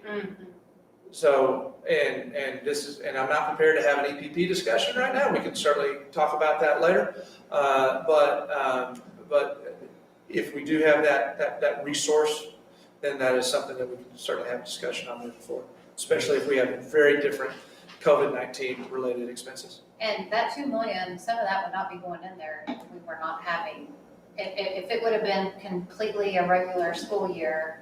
Some of it would, and Some of it would wouldn't. not have. Correct. So that number could have looked very different Could have. in June than what it may look now, just because savings on buildings and things like that. Yes, ma'am. That's It's fair. gonna be a one-off because of the situation. Exactly. Just like it's gonna be one-off. Well, there almost certainly going to be, you just mentioned something about needs and resources. And so considering the possibility of another second increase, a second wave, the football season, what that would look like, testing for athletics, we would incur some costs there, right? Because if there was athletes playing football. Any changes that we would make to our normal operations has budget implications for both appropriations and resources. Yeah, we would be paying officials, but we wouldn't have gate receipts if we didn't play football. So, and that's kind of on everything. We don't pay as much in fuel right now because we're not operating our buses, but we're not getting our transportation allotment per mile because we're not driving. That's true. So, they're not one for one. It's offset, Yeah. They're not one for one. They don't offset totally, but there's budget implications as you can see on both sides. Last question, is this the first time you've publicly stated or sent word out that we may not be doing compensation increases? This is our first conversation about this, yes. So it's the first time staff may have heard of that, if that's what we're looking at doing moving forward. That is where we are at this point right now, and I would venture to say that we will, that most, if not all districts will be moving forward in the same manner. I mean, I can't speak for the other school districts right now or what their boards will say. But everybody, to start off, initial budgets are being very conservative for great reason with all of the unknowns. Unprecedented uncertainty. That's kind of how we started. Because we talk about that every year, just the risk of people leaving us to go somewhere else because of pay increases somewhere else or whatnot. So there's a reduced risk of that because most of the districts are more likely than not going to do a hold on compensation as well. If you allow me to reflect as someone new to the district, we do very well in compensation, even with the changes that were made all over the employment landscape in the greater San Antonio area through House Bill 3. We are still the upper half in beginning teachers, and we are in the top 2 in every other grade band of teachers. And when you look at our other employees as well, we are very competitive with our peers in the greater San Antonio area. And that's something we should be proud of. Was there any cost savings in the whole procurement process? Yes, I mean, there are certain things, there are consumables and things that we're not buying for instruction, but our copying bills are going up for that. We're spending more money for PPE and other things, so do you have a number that purchasing is, No. purchasing supports all these other budgets, so it'd be hard to just limit it to purchasing. I don't have a number for that. We kind of try to give you the big rocks for savings, and utilities is one, fuel is one. You know, we probably have an increase in paper and toner, but we've got decreases in others. Our fund balance requirements are gonna go down if our budget drops, correct? Yes, sir. Our 199 fund balance is healthy. Right now, based on projections, it's about 4.2 months, which greatly exceeds both Schools First recommendations and TEA requirements. I was thinking, if we have $800,000 deficit, we have to approve a budget by the end of August. And we're sitting there with our very good fund balance, but the budget drops below that level. We've been having fund balance up to 75 days or 60 days, whatever it may be. Then all of a sudden that requirement drops because we're dropping from 134 down to 130. So that means that money that's in there, we can actually use to fill that gap and actually not change our fund balance requirements in the state level. So essentially, while we have a deficit budget, their state requirements would drop also, as far as what we have to have in fund balance to cover that 60 days. Yes, sir. I anticipate that we'll have some talks as we progress about the use of fund balance and about budgeting assumptions and how do you account for money in the budget that may go unspent or has historically gone unspent. Do you count on that at the end, like we were doing this year, or do you count on that at the beginning and do more of a deficit type budget scenario? So I think that'll be a good conversation for us to engage in as we go through the next several It months. also gives us a fallback position in case these numbers are this bad or worse. It does give us additional money so we can pull from our fund balance, because fund balance is only used for one-offs. Well, this is definitely a one-off. At least we hope it is. It can be used for a number of things, but traditionally we've used it for one-offs because we've used it for EPP projects. Yes, sir. So that gives us some flexibility, and that would be $2 or $3, $4 million probably right there that we would have available. So, I mean, the deficit budget looks bad because we never had deficit budgets, but there are ways we can fill that hole that would not drastically affect our current financial situation. We Drastically. have adopted a balanced budget each year that is really a surplus budget when it comes to the end of the school year. So we've got to have a discussion as a governance team about what our assumptions are on how we construct budgets. And honestly, this year may not be the year for it. But that healthy discussion may be this time next year as we are staring some potential significant shortfalls in the face with whatever the landscape in the next biennium looks like from the state. This is just reference to the budget of 2021. Obviously, things we do today for budget 2021 will affect the 21-22 budget of all of the legislature. Certainly. So if we get through the current 2021 budget, then we can have those discussions as the year rolls on. By that time, we should have better information. I hope so. Not guarantee we will, but if we're going to go through the next budget year, we have a number of options that could get us through there, even in a bad situation. Because you're talking about 800,000, that could be zero, that could be $1.6 million, depending on a whole bunch of factors. So, even though it looks bad, we have one of the biggest advantages. We have options, got a lot of options we can go by to do certain things. So while it doesn't look good, at least we're in that situation where we do have options. And that's a better position to be in than I can think of anything else. So, I'll go to you, Mr. Emmett. But I do just want to reiterate that our fund balance is healthy, and it is significantly above the requirements that a district needs to have. So through the process that we've gone, we have a resource that is available to us, and how we choose to leverage that resource in the future, both this year and the years future, is on more discussion. So, Yeah, I wouldn't like you to absolutely have to, but at least it's there and it is healthy. Mr. Emmett?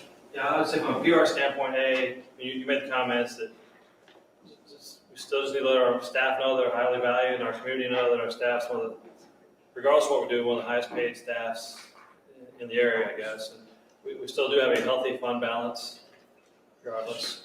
I think you didn't bring up tonight, so I don't want to open the can if you didn't do it, which is great. You didn't say anything about cutting any programs or eliminating this, that, and the other, or slicing the band or athletics. I mean, you didn't, nothing said about that, and we still have an okay conservative budget. So you're not looking to do anything on those lines. Let me say this, where we sit right now with what we know, bearing in mind, there are some great unknowns out there. This is not a dire budget. No. It's not. I mean, we are not impacting the classroom. We are not reducing programs. We are not increasing student-teacher ratios. None of those things. We're not increasing square footage that custodians claim. Okay, so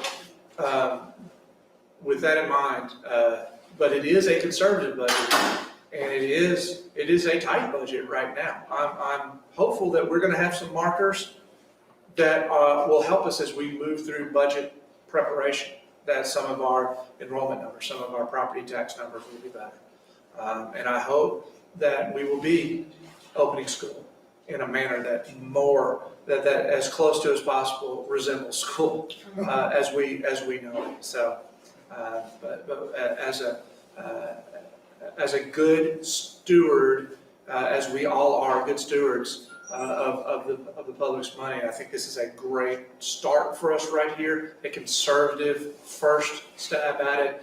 We will have, as I said, more information when we come back together next month. So I would say, so the bullet points were fairly positive, but then all that's contingent on us voting for that golden penny tax increase as well, right? So if the board does not unanimously vote for that additional fifth golden penny, then we will have to adjust this revenue down $1.8 million roughly. So I would say from a communication standpoint with the community, that's important. We can still maintain all these positive bullet points if we increase that tax rate by a penny.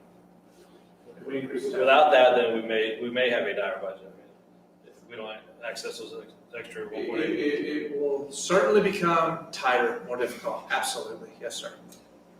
Again, let me pause. It is May the 5th. Happy Cinco de Mayo. All right, we are still in the middle of the cessation of face-to-face instruction. We're still figuring out how the governor is going to reopen the state gradually, what school is going to look like, how many kids we're going to have, what property values are going to be. As one superintendent in the area said on one of our conference calls, and he is as old as me or older, said this will be the budget with the most unknowns that we have ever brought before a board in his lifetime. So I realize that we want to talk about specifics, and it's just real hard for us right now. So we're talking more in concepts than we are in specifics, and that's just because that's where we are at this point in the budget process. So with this budget that we're building, the state, the money that they gave, HB3, that they said, hey, here's what you're going to have. Yes. That was predicated on a certain amount coming in from sales tax, from oil, et cetera. When that money's not coming in, at what point, we're expecting this next spring for them to come back, because realistically, that money's not there anymore. Correct. And so we just can't, it's not gonna fall from the sky. That's the next one. Right, that's not, so if we're really lean now, I worry about what we're going to have to look like next year. Because I do believe the state eventually is going to go, we don't have the money. We are keeping some options open from a macro level, Mississippi. We're leaving some options open for the district moving forward into 21. We haven't screwed down everywhere in the budget right now because we know, or we very much suspect that there's going to be a significant impact to the state's revenue vis-a-vis sales and use tax, oil and gas severance tax that they rely on. We know where oil prices are. So there's a lot of markers that we know, and even the recollection that the state gets of property taxes through property wealthy districts. There's all sorts of markers that are going to impact that. Comptroller Glenn Hager is the one who's responsible for making projections leading into the biennium as to how much revenue is going to be available. He's already talking about. I mean, he missed it. Obviously, he didn't know about the pandemic. So he's adjusting those as we go through. He's adjusting these through the second year of the biennium, which is what our fiscal year starting in September 1st is going to be. One of the things that the politicians talk about is the concept of a V-shaped recovery. We go down, down, down in all of our economic indicators. When are we going to start coming back up in the recovery? Nobody knows. To the extent that we go down and we come back up quickly, perhaps the impact on next biennium could be lessened. To the extent the economy stays down on a prolonged period of time, the state government will not have sales and use taxes. They will have less of that. They will have less of oil and gas severance taxes, and that will impact the next budget, which is not unlike what happened to the public school system in 2011. We remember the Great Recession started in September of 2008. It was felt most acutely by schools in 2011. So that's kind of what we're looking at, because we are funded by the state, and state is funded, their revenue comes from taxes. Well, you even had one of the slides back, you even talk about, could the state call for mid-year budget reductions? Could they? Perhaps. But I don't think they can based on where we are, but I honestly don't know. So that's just something for us to be aware of. All right, are we ready to move on? We've got more stuff to talk about. You ready? Okay. We're going to give a high-level view of where we are on our debt service, or INS budget moving forward for next year. So if everybody will memorize this slide that we attest at the end of the workshop session. I've got jokes. So I'm just going to take you through this just so you can see how the slide works. You can see the years in the left-hand column. The debt payment is the debt payment that we had, principal and interest on all of our bonds that we had in 15-16, in 2016-17, so on and so forth, and estimated through the 21-22 school year. You can see how that goes up as we incur more debt through the selling of bonds for the addition of facilities and renovations to facilities. That next column, that third column, is the tax revenue that we yielded based on our INS, or interest in sinking tax rate. If you go all the way over to the right-hand column, the farthest one, you can see the tax rate. 45 cents, 43 cents, 45, 45, 45. As everybody in this room is aware of, we are statutorily limited to a 50 cents per $100 of assessed valuation for a tax rate to service our debt for interest in sinking. So we have, for the last 3 years, have been at 45 cents. But that shows you what that yields in that third column. That fourth column that says other sources, we got EDA, or existing debt allotment. We got some state help for our existing debt. We no longer qualify for that based on updated funding schemes here in the state. We also did some refunding of debt and restructuring that to capitalize on savings, the lowering of interest rates that lowered our payment and allowed us to have some other sources of income. So you see that we had a little bit from $200,000 all the way up to 3.8 over the last 4 years. Under this current year, at this point, we estimate getting 0 extra help. That difference there is the debt payment, how much of that we were able to pay for using our tax revenue and our other sources. And that difference of looking at the 15-16 school year of $765,000, that money came out of the fund balance, which is that second last column, the fund balance at fiscal year end. So I'll just kind of walk us down through that one right there. Our fund balance was $5.6 million in 15-16. We were able to add back about $2.6 million into the fund balance.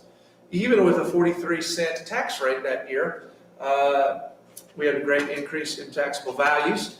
We also had some other sources that went into it. So our fund balance went up to $8.2 million. It was a high water mark recently for our fund balance. And I will remind the board, this is our interest in sinking our INS fund balance. This has nothing to do with our M&O fund balance that we talked about earlier.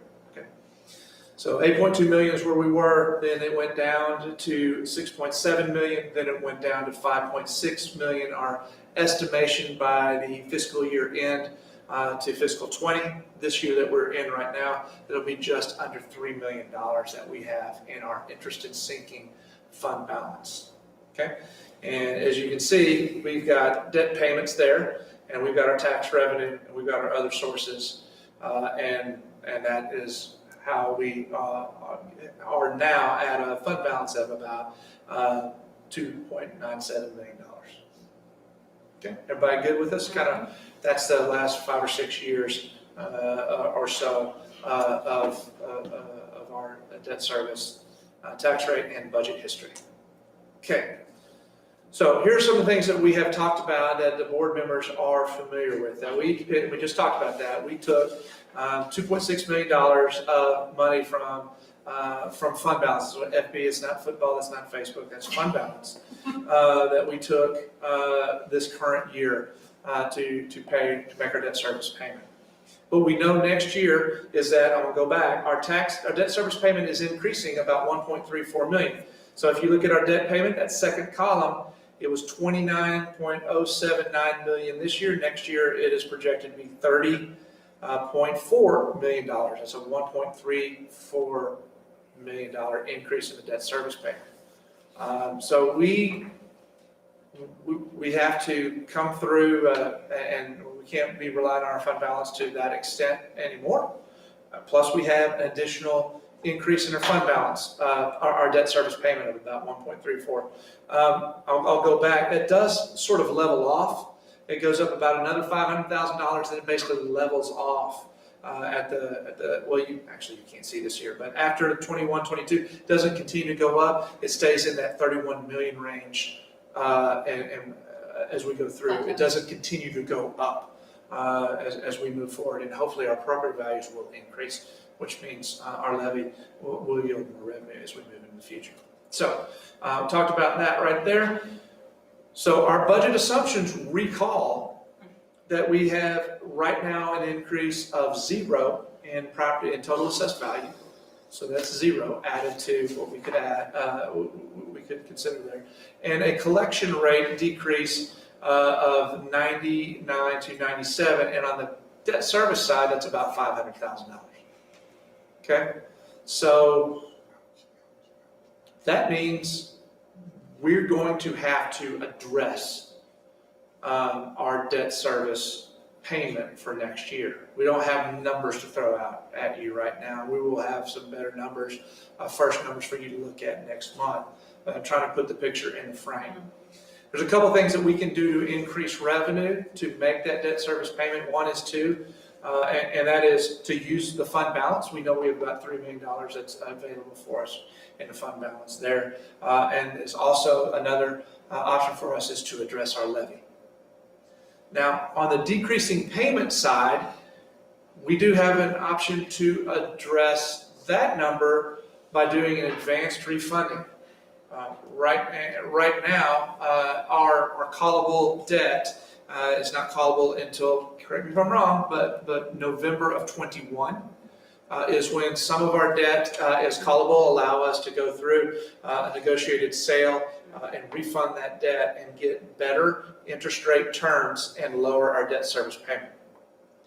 We are in an interesting economic time in regard to interest rates and where they are in this current situation where we are. We do have the possibility of doing an advanced refunding and paying taxes on that and paying fees, but still taking advantage of very favorable interest rates and not extending the amortization or extending the length of our debt service payments.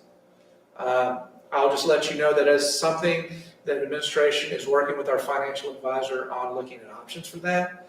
We don't have anything for you. In fact, we were on a Zoom call yesterday at 4 o'clock with our financial advisors. I want the board and the community to know we're looking at not only the revenue side, but we're looking at the expense side and what our options are available for this year and for our near-term debt obligations coming up here in the future. Okay? Don't have any good numbers for you right now, so I don't want to put any out there. But those are kind of the big rocks, as Stephen Covey talks about. We're not talking about the little rocks. We're talking about the big rocks there. We want to get those situated before we add the little rocks in the sand.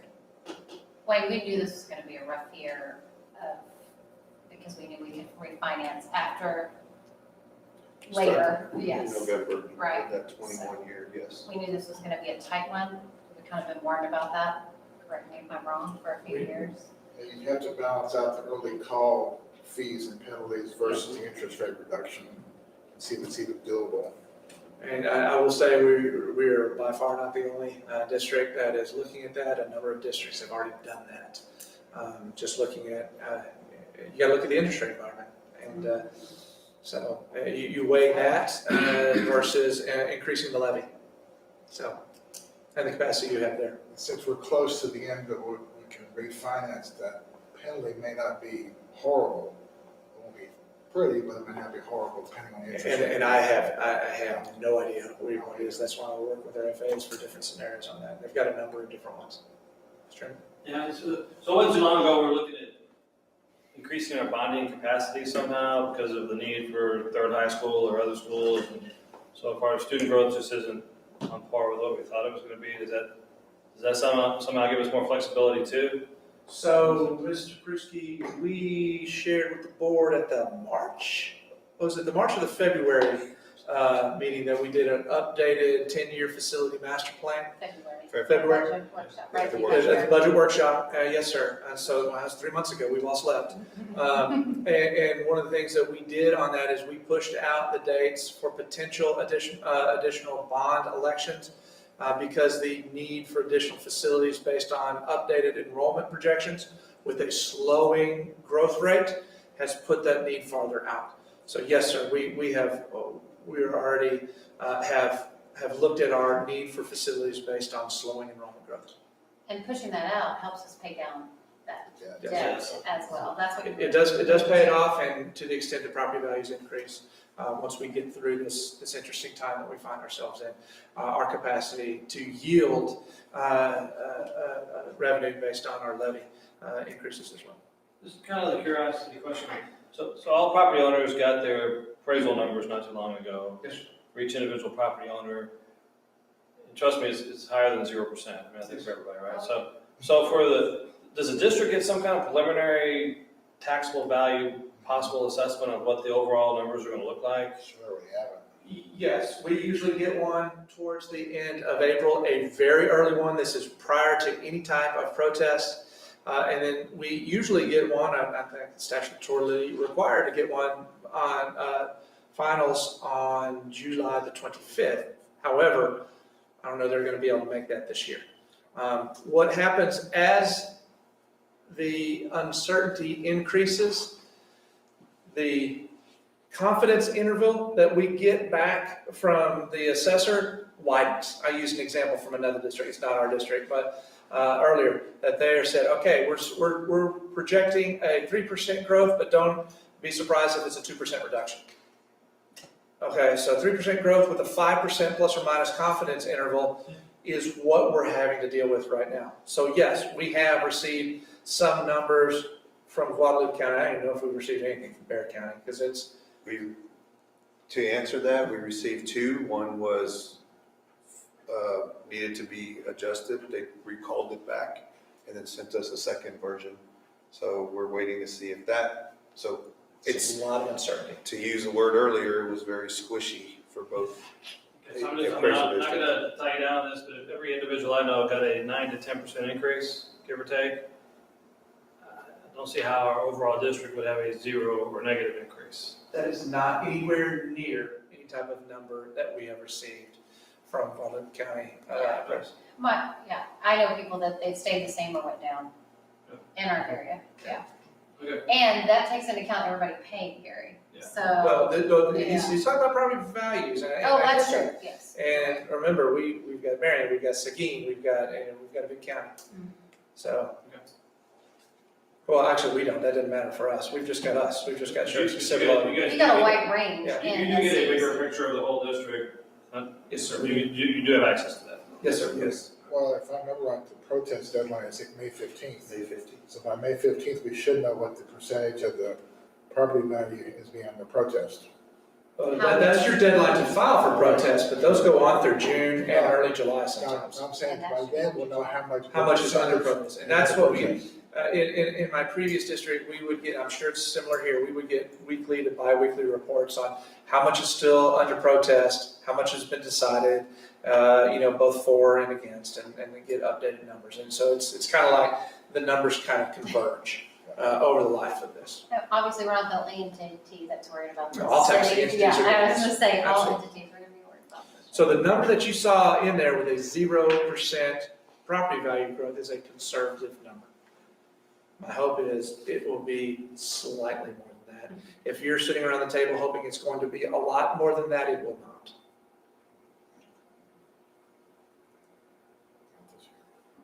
Okay. Any other questions on debt service? Okay, budget timeline. Let's talk about that. June 2nd is our next budget workshop that we have identified on the board planning calendar. It is the first Tuesday in June. We endeavor to have more information and perhaps a recommendation on compensation that's including subrates, that's including stipends. It's all things that go in towards compensation for you at that meeting. We do not have to adopt a compensation there or at the regular June meeting, but we will have better numbers for you. We'll have our first stab and hopefully some decent health insurance and benefit numbers for you at that time, as well as we continue to study over the next month. Right now, our plan is to do a budget workshop on July the 21st. That is held currently on the board planning calendar as a workshop date. I believe it was identified as superintendent form of assessment time, and we may do that at that time as well, but we have that time carved out. The regular meeting for July is the fourth Tuesday, the 28th. And then we should be able to talk about it perhaps at the July 28th meeting or August 16th meeting. August 16th is 18th. Is it 18th? 18th, yes. I just wanted to catch up. The first day is, well, write down the calendars, first day is school. I think If that's. that's the only number I got wrong on here, then I'll count that. No, that's awesome, yes. I'm not saying it is. Well, we the only could number. come on a Sunday. I mean, if we need to come on a Sunday. So that third Tuesday in August, whatever that date shall be, is a regular meeting. We should have updated property value projections then. And then we have a called meeting later in the month for the adoption of the budget and the tax rate to fund the budget. What point will we have to vote on the extra golden penny? That's when we when we vote to adopt a tax rate. Right. Want to make sure. And I know that we talked about That's what I that. thought, I'd be sure. Looking at that. Yes. Okay, we are now to the question and discussion slide. I know we had lots of questions and a fair amount of discussion, but what else do we need to talk about? So when do we have to make a plan on the INS budget? So we will adopt an INS tax rate at the same time we adopt an M&O tax rate at the end of August. We've got 3.5 months to see what our options are, both for addressing perhaps any type of debt service payment, Also, what resources we're gonna have available through property tax revenue and those types of things. And maybe we'll have a better idea or guess at what a better collection rate number will be. We don't know. There's been 3 budgets to approve and 2 tax rates to approve. Yes, sir. M&O, child nutrition, and debt service.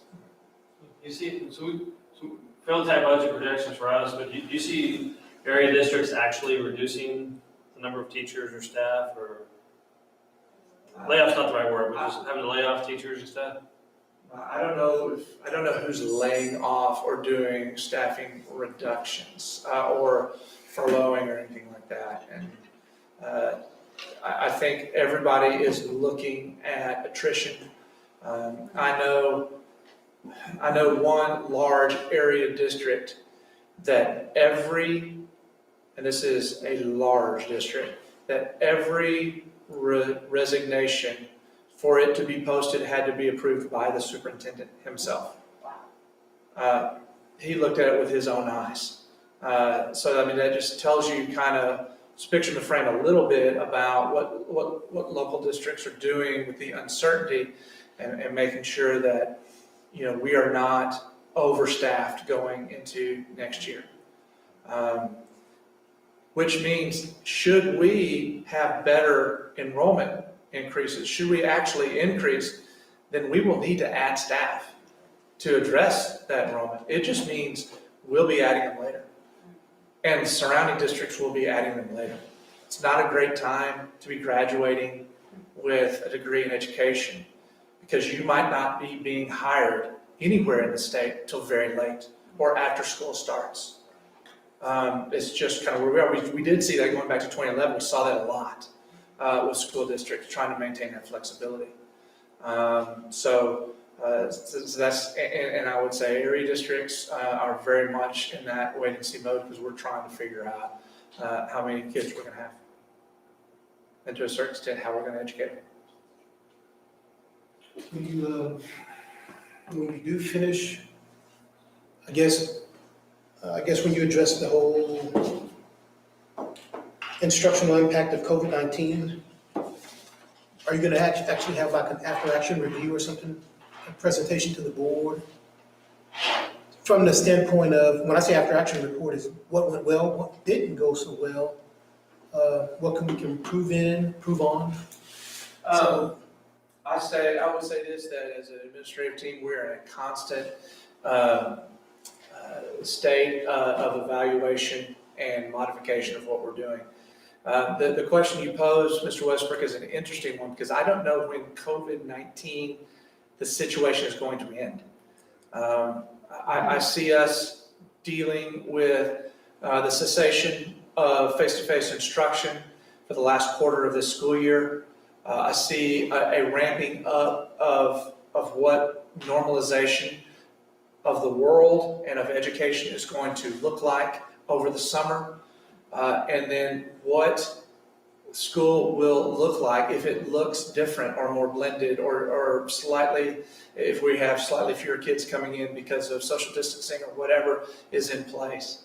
And then we don't know if there's going to be a second round and further restrictions. So is there a possibility for us to go back and look at more formally with the trustees, what did we learn from cessation of face-to-face instruction for the last quarter of the year? Perhaps, but this is going to be really evolving and rolling over the next 3 to 6 months, maybe longer. Yeah, maybe longer. I agree. I think it's probably fair to say too, that because a lot of people are now discussing based off of what other superintendents may or may not have said out of Austin, NEISD, they're thinking, are we going to do what they're saying they might do? And I think in reality, all districts are probably waiting for the state to give some guidance before. And yes, you've looked at a lot of different things, but I think it's fair to say that really we need to know what TEA is going to ask us to do. Is that correct? Yes, ma'am. I would say one of the things I think we did well as a school district in preparing for what might have happened is we got a group of district leaders, Mr. Prusky, Dr. Edwards, Ms. Cannon, some other district leaders in the room in the last week of February and looked each other in the eyes and said, hey, coronavirus is out there, it's starting to spread in the United States. We don't really think it's a big deal. We might be out of school. We might be out of school a couple of weeks. But in case we're not, why don't we start getting together and formulating the broad strokes of what a plan for remote instruction, or we called it online learning or e-learning. We don't even know what we called it then. It turned out to be our remote learning plan. Why don't we just put the broad strokes together and start pre-thinking that? And Dr. Edwards and his group in student administrative, student academic service, Kelly Kovacs, and the coordinators over there and the other directors, did an excellent job of starting to put that together so that when we came back on March the 16th, that first day of closure, we ramped up very quickly so that we could start a pretty detailed and robust remote learning plan and stand that up next week. I use that as a metaphor or an example of what I think SCUC and other districts are doing now. We're pre-thinking what it could look like if we have to have some type of modified ability to gather in the fall, not thinking that's what's going to happen. That's not the first rail of planning for us. But we have groups that are working on what that could look like. And so I don't really want to say, yeah, we're going to do this or that, or even have any type of conjecture. But what I want the trustees to know and the public is, it is incumbent upon us to battle plan for a number of different scenarios, even if we at this point think they are unlikely. And that's what we're doing in the background.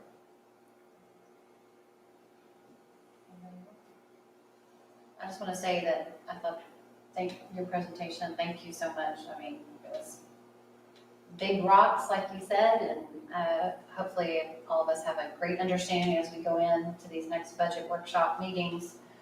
We know those big rocks, if we have to go down and look in some other levels, that we have the big picture right now, as well as the public, if they'll go back and listen to this budget workshop just to kind of see the foreplanning that's being done and has been done for us to adopt a budget in August. So I appreciate all y'all's work already that you've already done on this. So. I appreciate that, President Drawback. And for those of you who like spreadsheets and tables and small numbers, you'll love June. There'll be a lot more of that in June and July and August as we move through. So there's a few budget people in here.